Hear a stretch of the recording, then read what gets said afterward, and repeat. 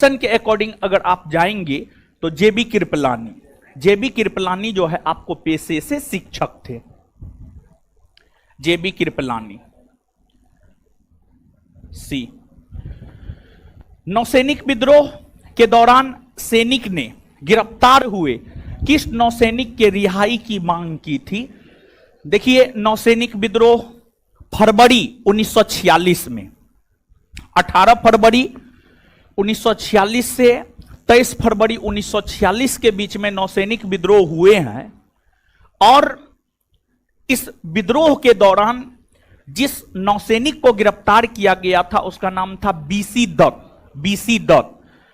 और बीसी दत्त को इसलिए गिरफ्तार किया गया था क्योंकि बीसी दत्त ने आईएनएस तलवार नामक जहाज पर जो है कुछ स्लोगन लिखा जो अंग्रेज विरोधी था। जैसे यह स्लोगन लिखा कि अंग्रेज भारत छोड़ो, जय हिंद, भारत माता की जय। इस प्रकार के स्लोगन बीसी दत्त के द्वारा जो लिखे गए थे, उस बात से अंग्रेज काफी खासा नाराज थे बीसी दत्त से और उन्हें गिरफ्तार कर लिया गया था। और उन्हीं के गिरफ्तारी को लेकर उनकी रिहाई के समर्थन में जो है यह विद्रोह प्रारंभ हुआ था। इसका आंसर हो जाएगा बीसी दत्त।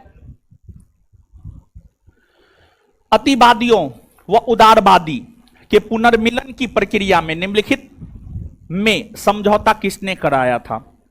मतलब जो उग्रवादी और उदारवादी, जो उग्रवादी और उदारवादी, अतिवादी उदारवादी तो है ये है, अतिवादी मतलब उग्रवादी, दोनों को एकजुट करने में किसने महत्वपूर्ण भूमिका निभाया था? यह बात आपसे पूछा जा रहा है। तो दोनों के एकजुट करने में महत्वपूर्ण भूमिका बाल गंगाधर तिलक, एनी बेसेंट जैसे राजनेताओं ने निभाने का काम किया और की थी। तो ऑप्शन के अकॉर्डिंग अगर आप जाएंगे तो आंसर हो जाएगा एनी बेसेंट। आधुनिक ऋषि संबोधन किसके लिए? देखिए, आधुनिक ऋषि कहा जाता है एमजी रानाडे को, महादेव गोविंद रानाडे को। और इन्हें महाराष्ट्र का सुकरात भी कहा जाता है, महाराष्ट्र का सुकरात। उज्जैन का प्राचीन काल में क्या नाम था? उज्जैन का प्राचीन काल में नाम था अवंतिका। मौर्य प्रशासन में संग्रहण किस क्षेत्र से संबंधित है? भू राजस्व से। राष्ट्रीय हरित न्यायाधिकरण के किसी भी निर्णय से व्यथित कोई व्यक्ति सर्वोच्च न्यायालय में अपील कितने दिन के भीतर दायर कर सकता है? 90 दिन के भीतर। पंचायतों के संदर्भ में कौन से कथन सही है? पहला, 50% सीटें अनुसूचित जाति अनुसूचित जनजाति की महिलाओं के लिए आरक्षित होंगी। नहीं, ऐसी बात नहीं है।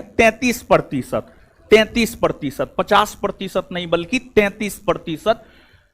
उसको अगर राज्य की विधानसभा चाहे तो बढ़ा सकती है, लेकिन 33% संवैधानिक प्रावधान है। 33% संवैधानिक प्रावधान है, तो यह गलत है। ग्राम सभा एक निकाय है जिसमें गांव के रहने वाले सभी लोग होते हैं।